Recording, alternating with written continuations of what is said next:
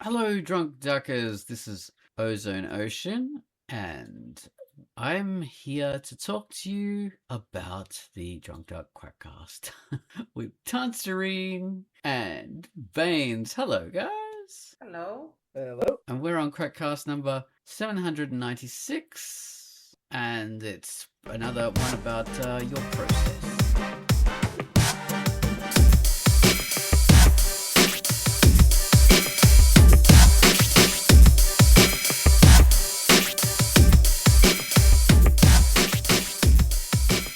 First up, we've got the featured comic. I'm going to tell you about the feature this week. And the feature was a comic called Bionic Age. So I'm going to tell you about Bionic Age now. Hello, I'm Ozone Ocean, and my feature for the week was a Bionic Age. Bionic Age is old school cyberpunk action. It's super brutal, full on, fast paced, and very dynamic. Huge, powerful cyborg man-machine gangs terrorize the futuristic city. Battling it out in awesome fights, the city is under siege. Mega corporations rule. There are flashy billboards everywhere, hover cars, hackers, enhanced people, and weapons galore.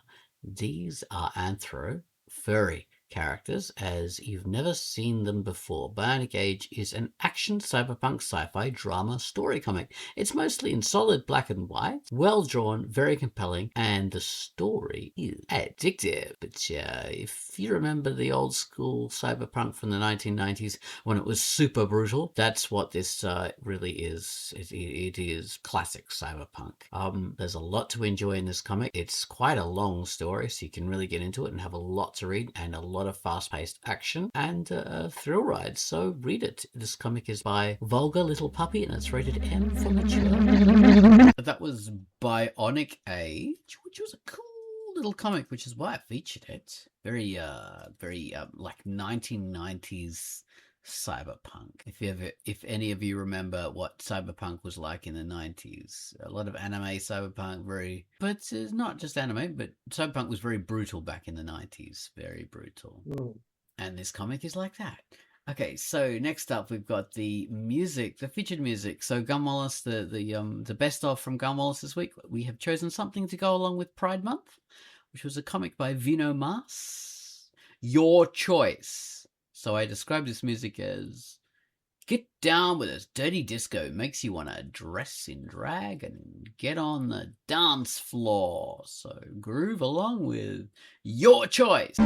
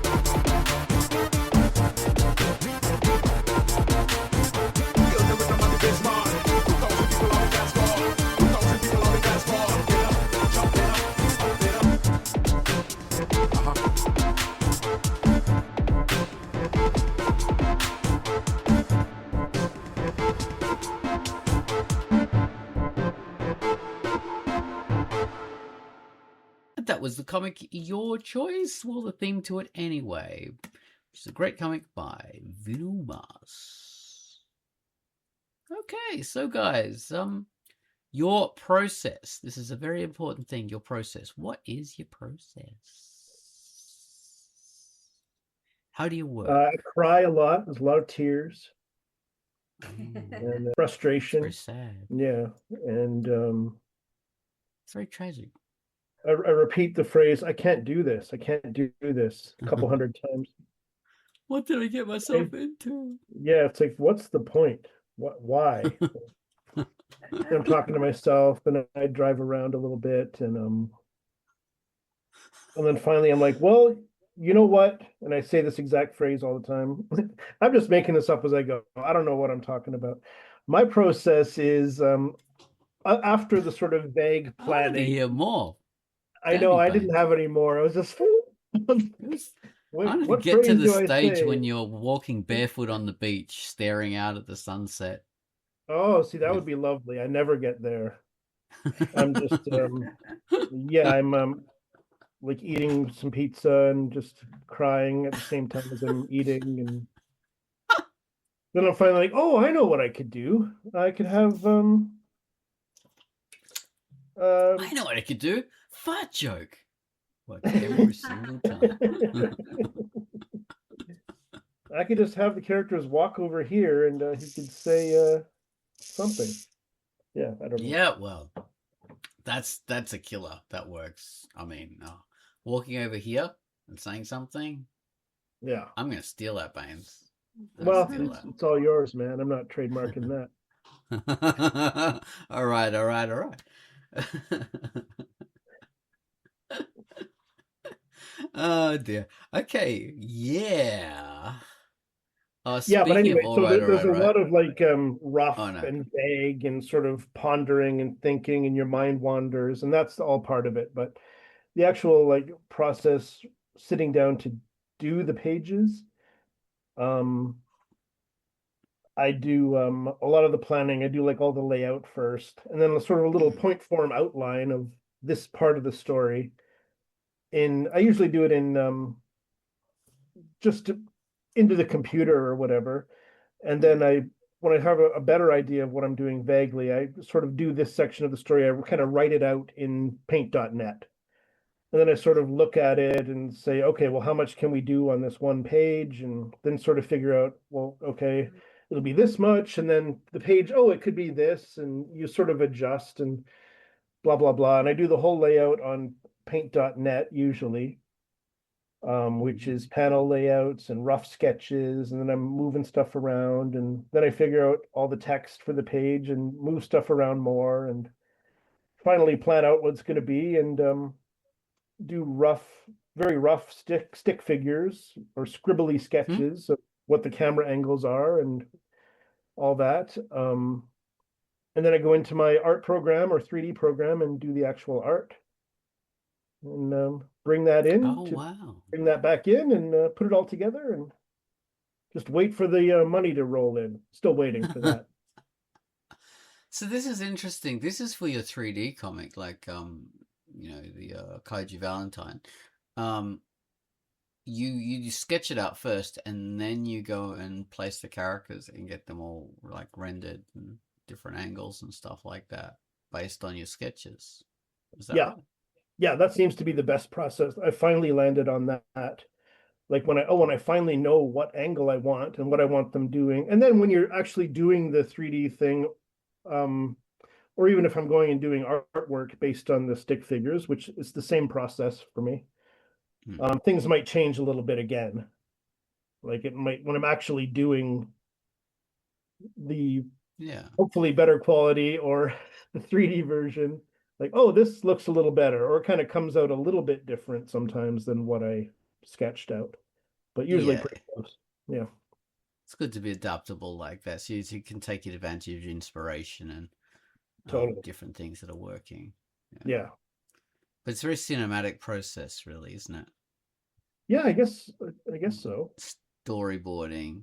You decide what your clips are going to be, what angles and stuff like that, Yeah. based on your script, It's and kind then of like you. doing an outline before a script.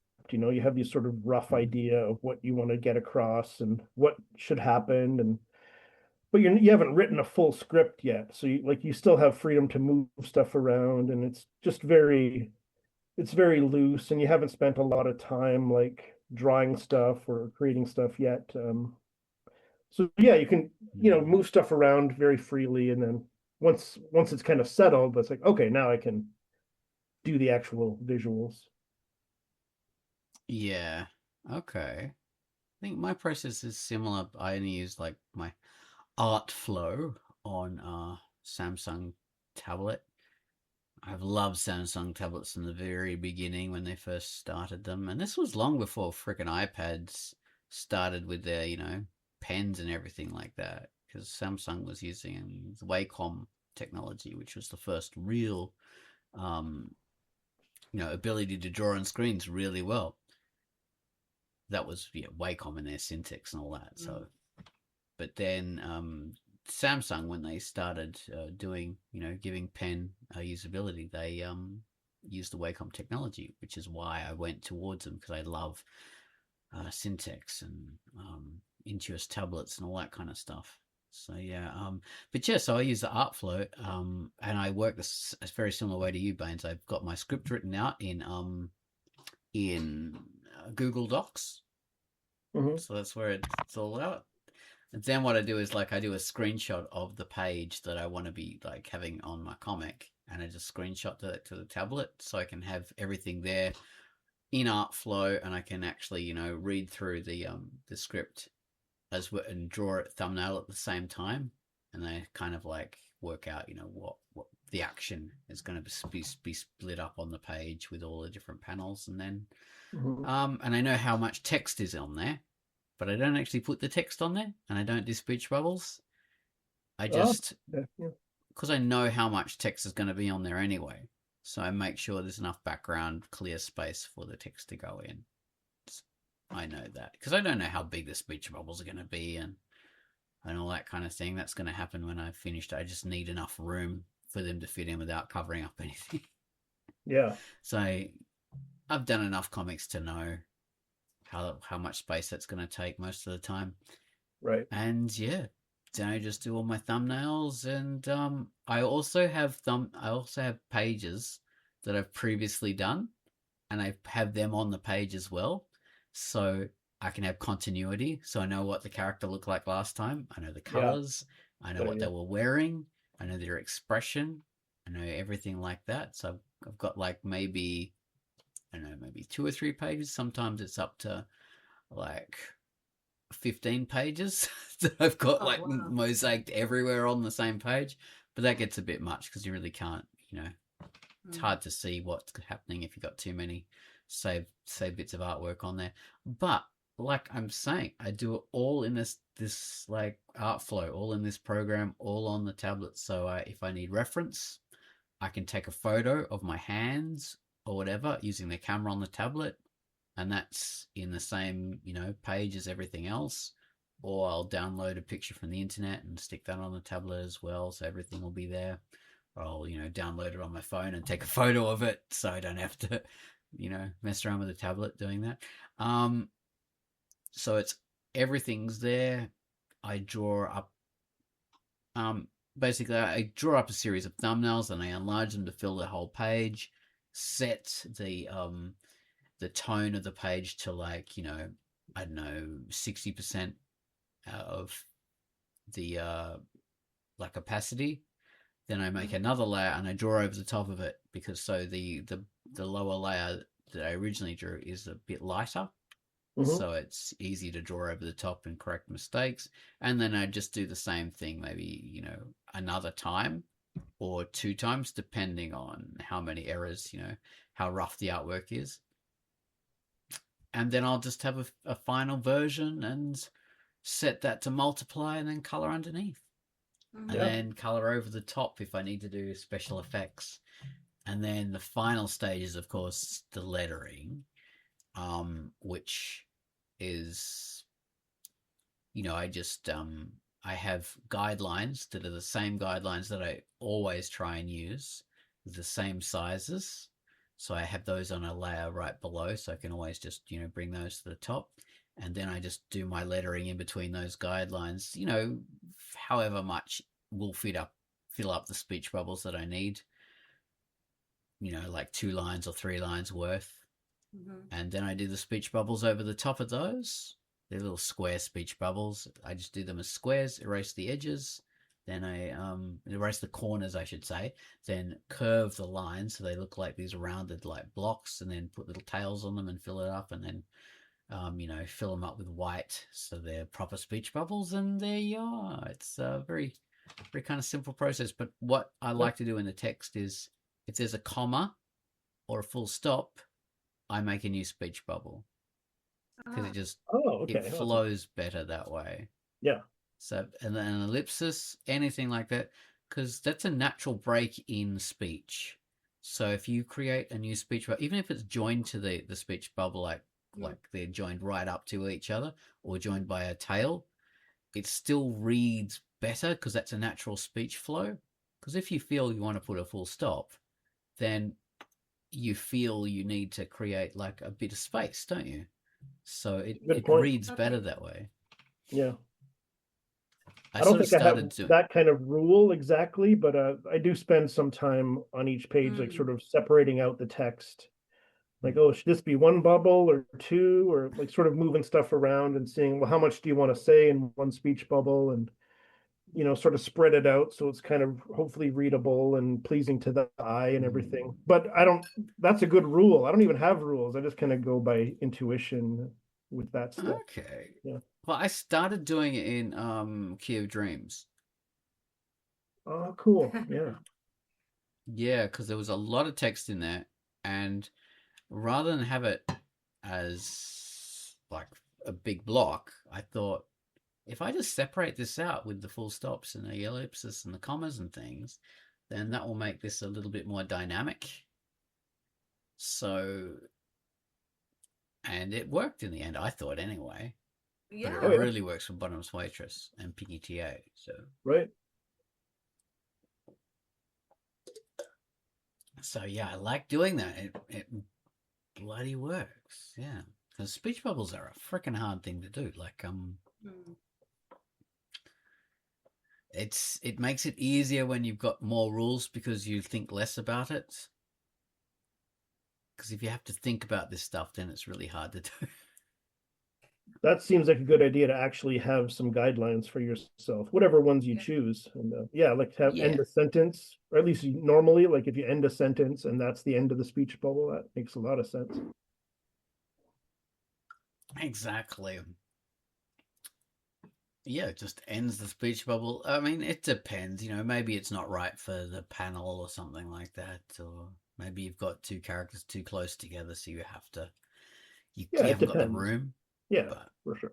so far I've found the rooms. I've made it work for myself. So Does your yeah. script change very much? So you have a script written out in Google Docs, and then you're doing the page and the bubbles. Does the script change all that much? It used That to in time? Pinky TA because I would have the script very loose, very loose. So I'd just be like to the point sometimes I wouldn't even have dialogue. So it would just be like describing what was happening on the page. So I'd have to come up with a dialogue when I actually did the page, whatever fit. But at the moment, everything is scripted out, both on Bottomless Waitress, where you've scripted it out, and on Pingy Tear, where I've scripted it all out. And I have revised that about, maybe 4 or 5 times. So when Right. it comes time to do it the page, there's no point changing it. It works. So if I tried to revise it when I was, thinking visually, I'd just do a shit job. Oh, okay. Yeah, it's two different years. Yeah, exactly. I've already done it as good as I can. I mean, if I was really inspired and had some clever idea, maybe, but so far I haven't when I've been doing it. Writing Yeah. ozone and drawing ozone are just they're slightly off. They're not in sync. Never the twain shall meet. Exactly. How about you guys? Do you do like script revisions when you're putting it on the page? Well, I do. I don't have a script ahead of time. I just have it like an outline, and I kind of know what happens. And then That's how I used to work. Yeah, yeah. okay, yeah, that's still how I do it. Um, and then it becomes okay. Well, what happens in this section? And then it's like, okay, well, how much can happen on this page? How much of that should happen on this page? Um, and then then I figure out the text, and then I separate it into word bubbles. Um, Yeah. and it gets revised as I go. And even after I do the art, um, I I read it over a few times, and a lot of times I'll revise at that point. Like stuff will change. Okay. Say things a little better, hopefully, or make it a little more clear, or a little less this or less that, more this, more that. If I think of something Yeah. funny that'll fit in there, like, oh yeah, that's a better way to say this. I found in the old days when I was doing my comic, back when I had done a script that when I first did a script for Pinky J, it was like a prose kind of script. It was like meant to be more as a kind of book thing, and I was converting that into a comic script. And in that case, there was just way too much text. There was just way too much text in the speech, so I had to shorten everything down to what the characters actually mean rather than trying to be clever in what I was saying. And that was a process. But now my script is written for a comic, so my text is a lot less and it just gets straight to the point. And it's just like, okay, this is as clean and simple and streamlined as I can do. And that's great because if you're wordy and you have too much text, then it just fills up the panel. And yeah, if that's necessary, you have to do it. If there's a real lot of exposition or something like that. But I've written it so it's not. It's just very simple, so it's Yeah, good. like What about you, sometimes, Chance? Oh, sorry, sometimes Vince. you need it. You need more to sort of have your Yeah. context, or it's like deeper ideas or whatever. But yes, we haven't even heard about Tense's process yet. Which gave me a lot of time to think about what I should say. Give you a chance to come up with a process. Like, Yeah. Yeah. She's been faking it all this time. Oh, Chance, you're finally uncovered. It's all bloody generative Exactly, I'm AI. exposed. Damn Sounds it. exposed. They, it's not. I do have a process, but it's very. I don't know how to explain that it's very structured, but also very intuitive at the same time. So I come from being a novelist, basically. So my main approach to storytelling is for prose rather than sequential art. And well, now I'll do the weird flex where I say that I have completed a couple of comics.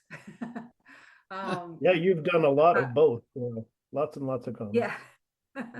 So now Yes. this approach that I used to have now has merged into thinking very much in images as well. So I have a script in my mind. I used to script out the dialogue for at least a scene. Yeah. I don't do that anymore because it is constrained right now. Like unless there are certain specific lines that I am afraid I might forget, and I need the characters to say these specific lines, then I make a note like this is the interaction that has to be in there. But if I don't have something that specifically needs to be in there, then I don't write anything down. I have it all in my head, in that I need the dialogue and I think in prose, in the sense that the dialogue becomes my layout process, if that makes sense. So the dialogue and the description, like what would go into a book in words, is how I start perceiving my layouts and what I want to be depicted. Okay. Like the canvas upon which I will throw the dialogue, sort of. So then I have this blank page-sized document where I design my layout. And by design, I mean I tentatively, with my selector, create squares or like very temporary squares. Like, okay, this works, this doesn't work a little bit. It's completely chaotic. Nothing would be able. I wouldn't be able to teach this thing. So I play around with the selector, creating little highlight squares or other shapes, depending. And when I'm happy with how the general layout will look, then I actually lift what I have highlighted into a new image, blank image. And then I start creating the panel where I sketch and ink and color the whole thing. I completely finish it. I don't know, let's say I fully render it. Let's say it like that. And then drop it in its place on the blank document that is the page. And I continue that way until I finish all of my panels and I have my layout pieced together like a mosaic on this original blank page document. And when I have that, that's where I do the overall light and sound effects and stuff that that is supposed to go beyond the panels or over the panels or what have you. You know, stuff that like panels that should be overlapping, hanging panels, all of that happens after I have created everything and I use it as pieces in a puzzle. So then I flatten this and I create a new image with this as my flat background. And then I go on to lettering. And with lettering, I basically type out the dialogue, and that is the one process where I cannot have any music or anything playing in the background, whereas in every other process that I have described, I need someone talking to me. But when I create the dialogue while lettering, I have to be completely focused. And the dialogue is completely matched to the image. And while I make it, like when they are still text, there are no bubbles, I place it around on the images to see where the placement is best so that the eye will flow in the correct way and the bubbles will be read in the correct order and the art is going to not be covered by it. And ideally, I want the bubbles to basically help showcase parts of the art where I want people to focus. Or at least take them through it like a carousel. And when I'm happy with that, then I create the bubbles underneath the text. And that is very much like Oz. I create a square or an oblong shape with, well, for Verdant, it is with the curved edges. For Without Moonlight, I forget a little bit, but I want it to be with sharp, like proper edges. And then also Without Moonlight does have this very specific bubble that is like a polygon that I create. And when that is how I like it, I create the tails. And that's that. So that's my process, if that makes sense. It does. So you're actually, so all the visuals are done, like the artwork is done, and then you're writing the dialogue at that point? Yes, but while it's basically,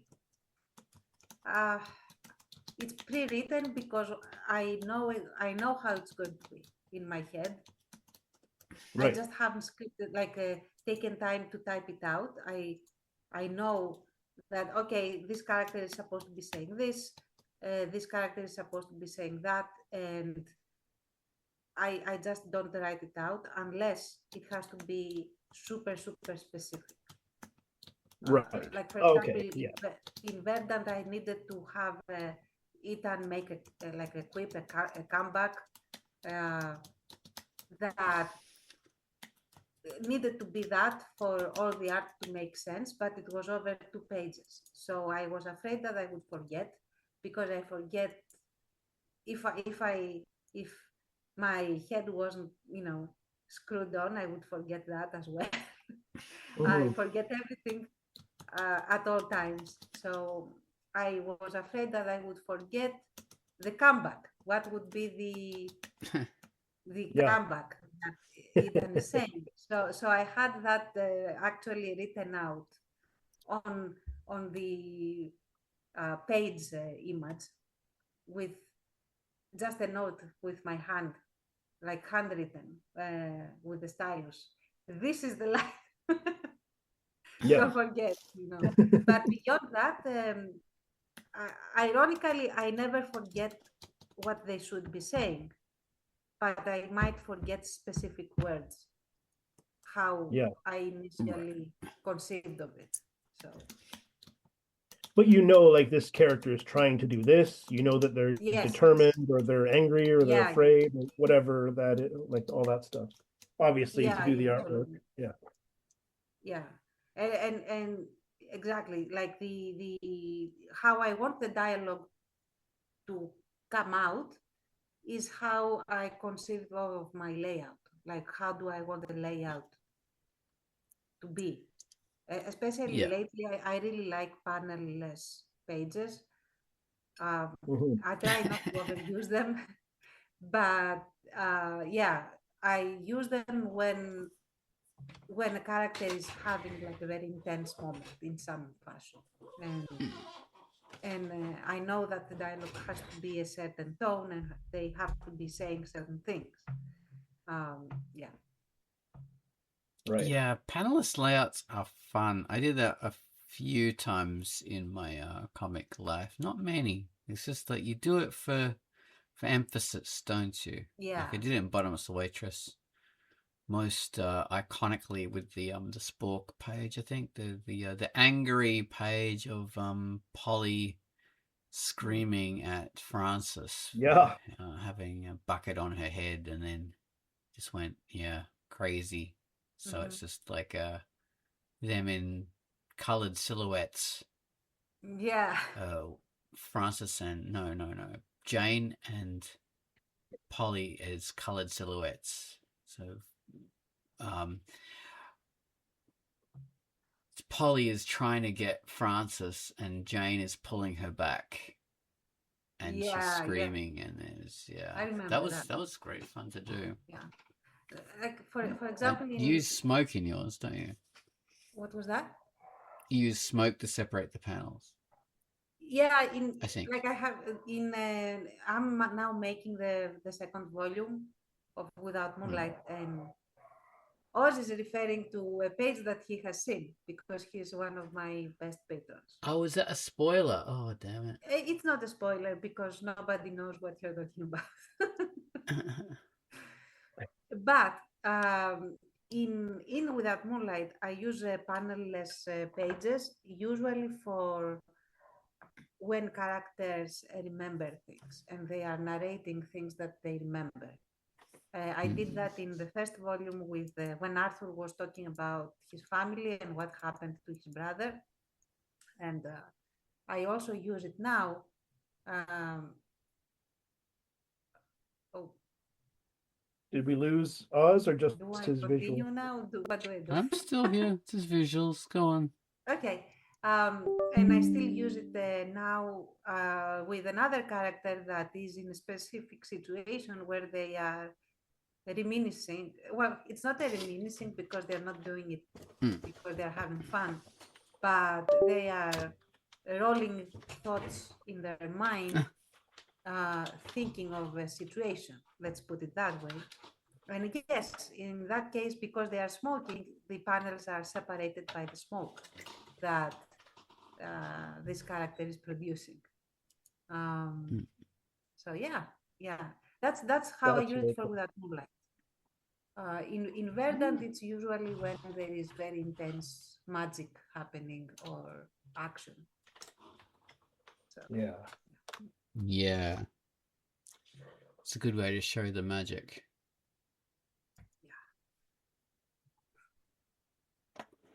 It's a damn good effect. I like it. It's used for emphasis. So it's not something we would do normally in kind of like because then you take away the drama of it, don't you, really? Yes. So it helps more when it's just it's a very kind of sudden, interesting thing. Mm. You need skill. You need skill at visuals to really do that, I think. I love the pages you guys do. I don't know if I've ever done a panelless page. If I have, it's very few. But that's high level stuff visually to be able to put that together. It takes a bit more planning. Yeah. Because it's like, okay, so I know what kind of panels I'm going to have, but how do they fit together? How will they flow? Exactly. Yeah. Not So, only that, how are they going to be distinct enough that they are not confused as a single panel? Yeah. Hmm. Yeah, like to be able to look at it and say, okay, how is a reader going to see this? Like, how is this going to come across? It's like the same with word balloons and regular panels, but just a higher level, I would say. You have to look at the whole thing and see, like, okay, like, how is this all going to, and sort of understand how all this is going to work together when someone looks at it, who's not you, who looks at it. So it's really cool. Yeah, exactly. It's hard to see it through someone else's eyes. Like, I don't know, you get better at doing that, but you've got to leave it to just a level of trial and error, really. Yeah. Rather than, I think it's not that hard in the sense that there are certain things that are logical. And my rule of thumb for this is if I am unsure that it's clear enough, then it's probably not clear enough. So I work on it. That's my approach to make sure that people understand. I mean, it is, of course, people are probably going to start at the top left, or if you have a big central image that grabs the attention, it's obviously going to grab their attention. And then they can look around. Like there's plenty of really cool pages that are like that kind of thing. Like your eye is drawn to this one image, might not be on the top left of the page. Yeah, and bubble placement helps a lot in these kinds of pages because it helps organize how the eye flows through the page. Yeah. It helps to sort of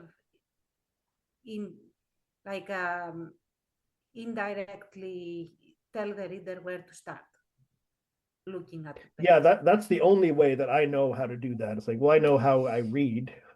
I can read. I know people are going to start reading here, up here, so. Exactly. Yeah, that logic. That's why people imitating the manga style of left, I don't know, doing it the opposite is rather confusing. Yeah. Well, I'm actually... It's confusing in the first couple of pages, then the eye gets used to that. Yeah, you get used to it. Like I was just gonna say, I've got like a special edition Ghost in the Shell because I love that manga. It's one of my very favorite, and that's all in the opposite way. Like I've got like an earlier version that was in the left to right. And I read through that, but that was years and years ago. And now I've got these special editions, and it's really annoying. I haven't been able to start it because there's the whole right to left thing. Yeah, it's got that. I'm reading Death Note right now, and it's amazing. And it's the same thing. I always have to remind myself, oh yeah, I'm opening the book at the back. I'm starting. Yes. You always have to tell yourself if it's not where you're from, For me, the added issue is that, okay, so this has got tiny writing, the pages are dark, my eyes are crap now because I'm much older and I need glasses, and it's just so freaking irritating to have that on top of everything else. My bad eyes and the tiny writing, and going back to front. Yeah. Yeah. There's hurdles that have to be overcome, yeah, for sure. Exactly. I have to. So I've got it in my room to like read when I'm going to bed, and I haven't been able to do it because it's just too dark. So I have to like change my life around. So I'll read during the day. It's bright enough. Same here. I have this Death Note, just the first volume, and I love it, man. The art is so good, and the story is really cool. But I'm only a few pages in. It's taken forever, probably for the same reasons you're saying. Yeah, it's going to take the rest of my life to get through volume 1. Oh my God! Now I'm jealous. I need to buy myself some more manga books. I used to have a lot of them, but they got stolen. So now I have Oh. like Oh the no. remnants. Yeah. Mm. And it's incredible that the thief took my manga collection specifically. I don't know. I hope but the blip chokes on it anyway. But I do have Write a death note with their name if you can ever yes, find exactly. it. I don't know Yeah. their name. A random thief that broke into my house 10 years ago.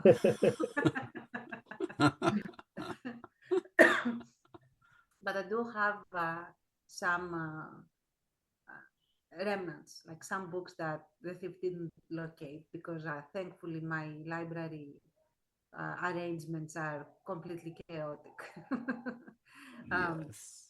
Book like bookcase arrangement. I don't have a library. I wish.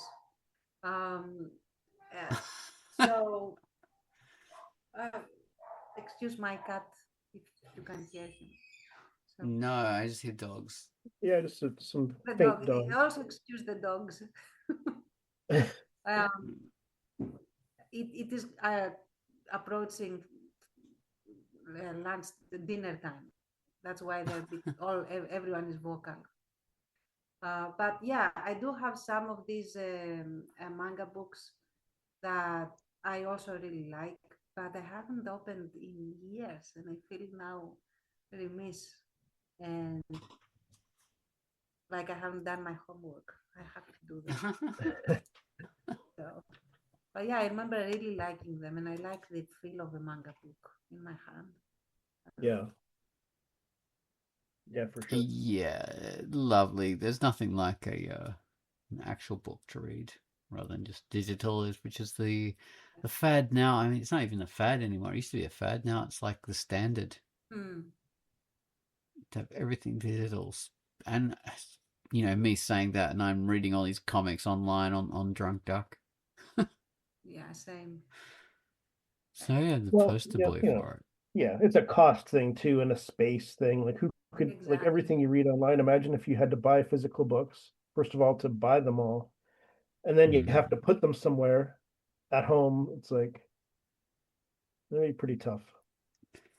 Yes, and at my age, my bookcase is already freaking full, anyways. Yeah, Yes. mine too. Yeah. And I don't know about you guys, but I also have boxes of books in Yeah. Yes. like the upper part of closets and stuff like that. So I have bins and bags and like yeah, I've been yes, buying yes, yes. lately. I've been buying bookshelves like crazy to get more Oh, shelves and yeah, so I'm Mhm. slowly getting all that arranged. Pull out all the books and see what I have. yeah. I once tried Gotten. Yeah. tried. Oh, go on. Sorry. No, that's okay. Go ahead. I was going to say I once tried to make bookshelves out of books. Oh, Hmm. but then what if you want to read something in the leg? Yeah, it kind of fails All very falls quickly. apart. Not a good idea. Yeah. Yeah.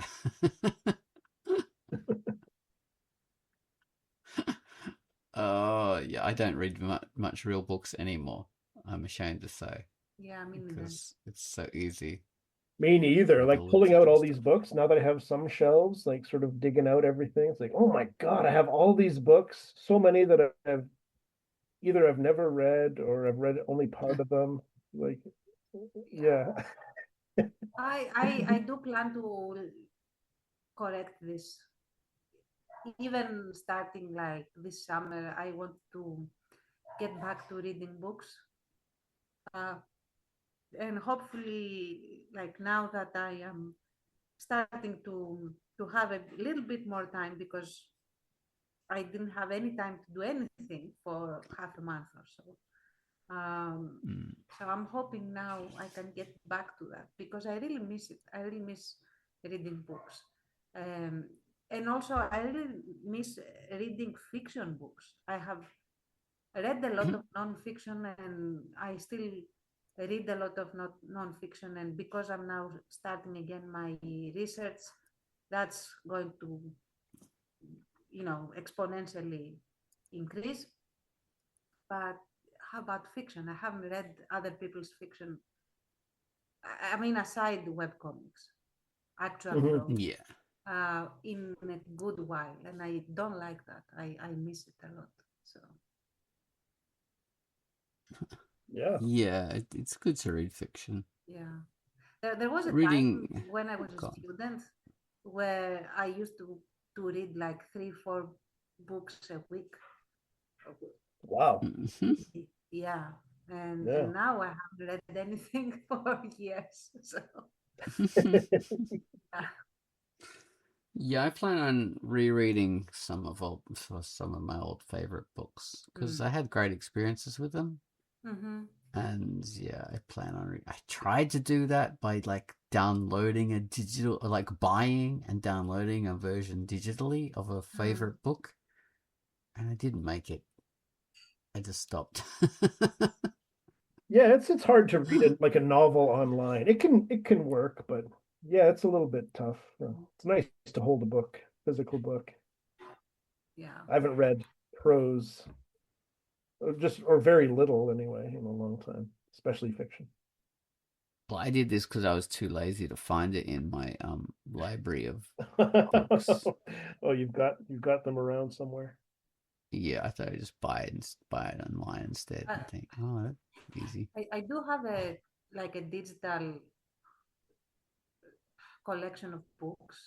I think the last fiction book I read digitally was News of the World, um, which was a really good book. I would like to actually have it physically on my bookshelf. You Um, should. Yeah. yeah.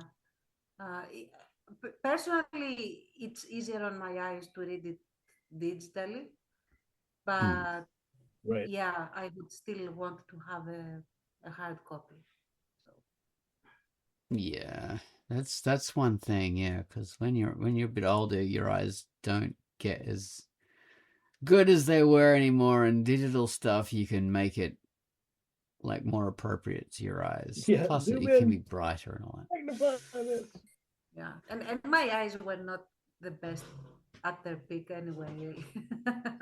I could I have been wearing glasses since I was like in fifth grade of elementary school. Uh, so I mean to read. I couldn't read text since then. Mm. So Yeah, that is a factor. Oh damn. Oh well. I always make sure my comics are readable. I try extra hard to do that, so I make them as big as possible. Uh, so yeah, everything has to be very readable. Like one of my things with my comic is to make my background of my comic page on Drunkduck dark. So the comic page will always be brighter than the web page background because Mm, I've read literally hundreds, maybe thousands of comics on Drunkduck because I have to do features, and that is always something that's hard to get used to when someone just does a white background or a pale background. It's really hard on the eyes. right. So that's not pleasant. I tend to like shrink the window down so it's not too big outside the actual, the comic page, if I can do it. So I don't like I'm not blinded by all this white of the background of the the web page. Speaking of that, I I absolutely yeah. agree. Even on the webcomic page itself, I like the gutters to be black or a dark Yeah. color, depending.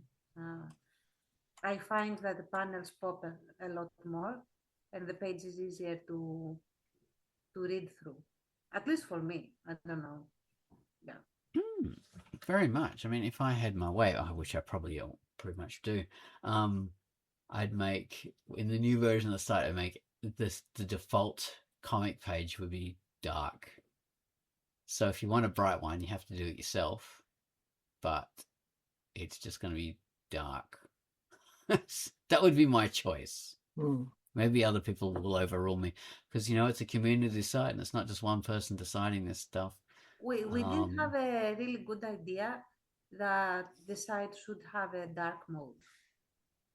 Yeah, I mean, there's the dark mode, but that's more for personal kind of use. I'm just thinking like main, like sure, I definitely have that because that's a standard these days.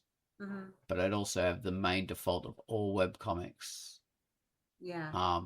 If they haven't chosen a background to be dark. Yeah. Obviously, if you choose it, it'll be whatever you chose, and it'll just stay that way. Mm-hmm. Yeah, I would like that. That'd be the I'd be thing. on board with that as well. I do think it works a lot better if it is a darker background. Mm. I Yeah, guess I like because like a medium. Like if you mean black, I don't know about that. no, I mean just dark, like a Just dark darkish, gray or something. dark gray. Yeah.